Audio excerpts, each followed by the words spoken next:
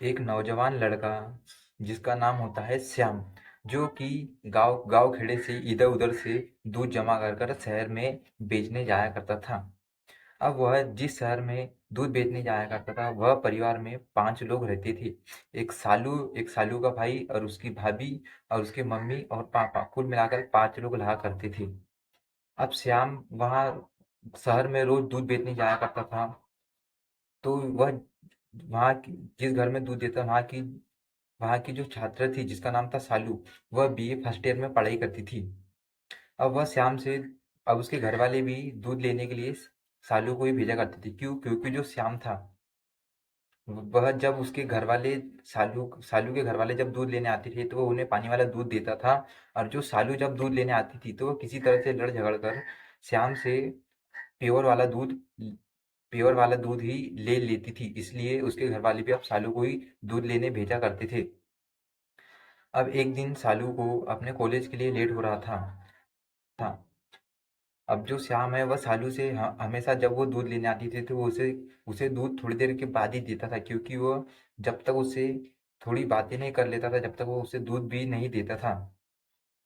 इसी बहाने उसकी थोड़ी बातचीत भी हो जाती थी, और बातचीत करने के बाद वह सालू को दूध दे दिया करता था। अब एक दिन सालू को कॉलेज के लिए लेट हो रहा था, तो वह दूध लेने आती है। तो वह श्याम से कहती है, अब अब जब मुझे पता ही है कि मुझे लड़ झगड़ के प्योर वाला ही दूध मिलना है, तो आप मुझे फालतू में मेरा टाइम बर्बाद क्यों कर रहे हो? मुझे कॉलेज के लिए लेट हो रहा है। दोस्तों, सालू जो थी वह बीए फर्स्ट ईयर में पढ़ने वाली एक छात्र थी। अब वह सालू से कहता है, सालू मैं तुमसे प्यार करता हूँ। तभी सालू कहती है तभी सालू कहती है, क्या कहा? तो श्याम कहता है, कुछ नहीं, मैं तो बस ऐसे ही कह रहा था। तभी सालू कहती है, थोड़ा हिसाब से बात करिए, मैंने सब सुन लिया। आइंदा से ऐसी हरकतें मत करना। और वह मुस्कुराकर अंदर चली जाती है। अब श्याम जब दूसरे दिन दूध लेकर आता है, तो वह प्योर वाला दूध लेता है और सालू को दे देता है। सालू भी दूध लेती है और कहती है, क्यों आज तुम्हें कुछ नहीं कहना? तभी तभी श्याम कहता है, क्या पता हमारी बातों का लोगों को बुरा लग जाए, इसलिए चुप रहने में ही भलाई है। तभी सालू कहती है, तो बुरी लगने वाली बातें तुम कहते ही क्यों हो? कहते ही क्यों हो? दोस्तों, उस दिन से सालू और श्याम की दोस्ती फिर कुछ ऐसी हो जाती है कि वह दोनों की अच्छी दोस्ती हो जाती है। वह दोनों को एक दूसरे अच्छे से जानने लग गए थे। एक दिन दोस्तों, श्याम जो होता है, वह एक कागज पर लिखता है कि सालू मैं तुमसे बहुत प्यार करता हूँ। और वह चिट्ठी सालू को जब वह दूध लेने आती है, तो उसको पकड़ा देता है। अब सालू जो चिट्ठी होती है, वह चिट्ठी अपने पापा को दे देती है। और उसके पापा ये चिट्ठी पढ़ लेते हैं। अब जैसे ही श्याम दूसरे दिन दूध लेकर जाता है, तो जो सालू के पिताजी होते हैं, वह श्याम को कहती है कि तुम्हारी इतनी औकात, तुम ऐसा कैसे कर सकते हो? तुम्हारी इतनी औकात। और मारा श्याम को श्याम के साथ मारपीट करते हैं और कहती है, तुम गरीब परिवार से हो, जो कि तुम दूध बेचने का काम करते हो, इसलिए मैं तुम्हें परिवार के हिस्से तुम गरीब परिवार से बिलोंग करते, इसलिए मैं तुम्हें छोड़ रहा हूँ, वरना मैं तुम्हें पुलिस के हवाले कर देता। इसी तरह उसे वहां से भगा देते हैं। अब श्याम जब दूसरी जगह दूध बेचने जाना है, तो उसे अड़ोस पड़ोस से पता चलता है कि श्याम की हरकत ही ऐसी है, तो पड़ोसी भी उससे दूध नहीं लेते हैं। और जब ये बात श्याम के घर पर पता चलती है, तो श्याम के घर वाले भी श्याम पर बहुत चिल्लाते हैं। अब श्याम जो था, उस गांव में तो उसकी बदनामी हो चुकी थी, और शहर में भी उसकी बदनामी हो चुकी थी। तो श्याम को श्याम अब वहाँ काम करना ही नहीं चाहता था। अब जो श्याम है, वह अपने मौसा के यहाँ चल जाता है काम करने के लिए। अब जो उसका मौसा था, वह मुंबई शहर में काम करता था, तो अपने मौसा के पास काम कॉन्ट्रैक्टर का काम करने के लिए चला जाता है। अब धीरे धीरे श्याम कॉन्ट्रैक्टर का काम सीख रहा था। अब श्याम को मुंबई में काम करे हुए बहुत दिन हो जाते हैं। अब जो श्याम था, वह बड़े बड़े कॉन्ट्रैक्टर काम ले लिया करता था।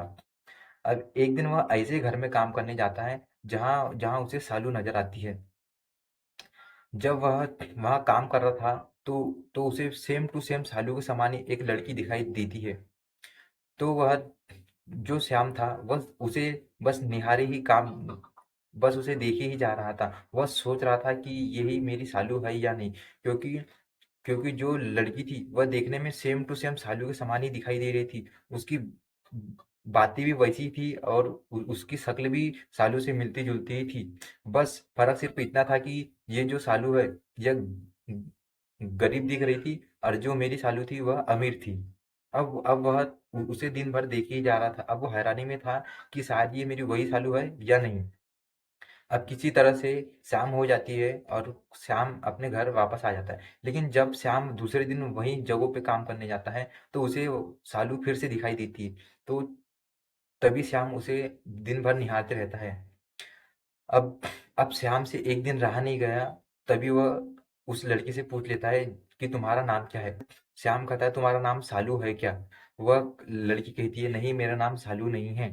तभी श्याम कहता है कि सेम टू सेम, सिर्फ सेम टू सेम तुम्हारी हम शक्ल जिसका नाम सालू है वह मेरी अच्छी एक बेस्ट फ्रेंड है, जिससे मैं रोज दूध दिया करता था। मैं उससे बहुत प्यार करता हूँ। तभी वह कहती है नहीं, मैं तुम्हारी सालू नहीं हूँ, वह कोई और होंगी।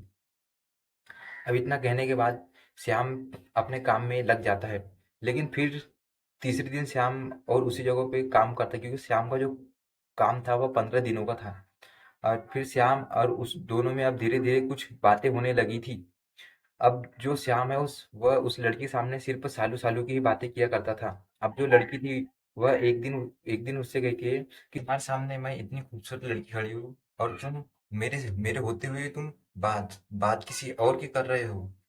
तभी श्याम रोते हुए बताता है कि दरअसल मैं जिस लड़की की बात कर रहा हूँ वो हूबहू बिल्कुल आपकी तरह ही दिखती है, आपकी तरह ही वो बातें करती है। दरअसल मैं वहाँ जहाँ दूध बेचने जाता था, मैं सिर्फ इसी के लिए ही वहां पर दूध बेचने जाया करता था। मैं उससे बहुत प्यार करता हूँ। रोते हुए उसे ये सब बताता है तो जो सालू होती है वह भी रोने लग जाती है और श्याम को अपने गले लगा लेती है, और वह श्याम से कहती है कि श्याम मुझे माफ कर दो, मैं तुम्हारी वही सालू हूँ। मैंने तुम्हारा बहुत इंतजार किया और बहुत रास्ता देखा और तुमसे माफी मांगना चाहा, लेकिन तुम अचानक से कहीं गायब हो गए थे और तुम मुझे दोबारा दिखाई भी नहीं दी। दोस्तों, तभी श्याम पूछता है कि तुम्हारी ये हालत कैसे हुई। तो सालू बताती है कि दरअसल जो मेरे पिताजी थे जो कि दुकान का काम करते थे, उन्होंने दुकान और घर मेरे भाई के नाम नाम कर रखा था, और मेरे भाई की पत्नी ने मेरे पापा और हमें घर से बाहर निकाल दिया। अब हमारे अब हमारे पास कोई चारा नहीं था, तो हम हमारे मामा जी के यहाँ पर रहने के लिए चले जाते हैं। लेकिन वहाँ पर भी मेरे कुछ दिनों बाद मेरे मामा जी की मौत होने के बाद जो मेरी मामी थी उन्हें भी हमें घर से निकाल दिया। उसके बाद हम मुंबई शहर में रहने के लिए आ गए और यहाँ किराए के घर में रहा करते हैं। अब मेरे पापा को भी लकवा मार दिया है और मेरी मम्मी की भी तबीयत खराब खराब सी रहती है। तो जो अब अब अब जो मैं हूँ वह किसी के सहारे इस घर में झाड़ू पोछा बर्तन मारने का काम करती हूँ, जिससे हमें 2 वक्त की रोटी भी मिल जाती है और कुछ पैसे मिल जाते हैं, जिससे पिताजी का इलाज इलाज करा लेती है। तो सालू श्याम को अपने साथ अपने पापा के पास लेके जाती है, और पापा के पास लेके जाती है। तभी पापा और तभी सालू के माता पिता श्याम को जब वहां देखते हैं तो तो सालू के पिताजी कहते हैं बेटा मुझे माफ कर दो, लेकिन उस टाइम पे मेरे पास कोई चारा नहीं था। दरअसल किसी और बेटी का भी पिता होता तो भी वह यही कहता जो कि मैंने किया। तभी श्याम कहता है तभी जो श्याम है वह कहता है कि आप वह जो श्याम है वह सालू से कहता है कि सालू तुम मुझे किसी भी हालत में मिली होती, जब भी मैं तुझे अपना लेता, क्योंकि मैं तुमसे सच्चा प्यार किया हूँ। अब दोस्तों सालू और श्याम की शादी हो जाती है और वह सालू के माता पिता को अपने माता पिता मानने लगता है, और दोनों अब अच्छे से जिंदगी गुजारते हैं, दोनों साथ में रहा करते हैं।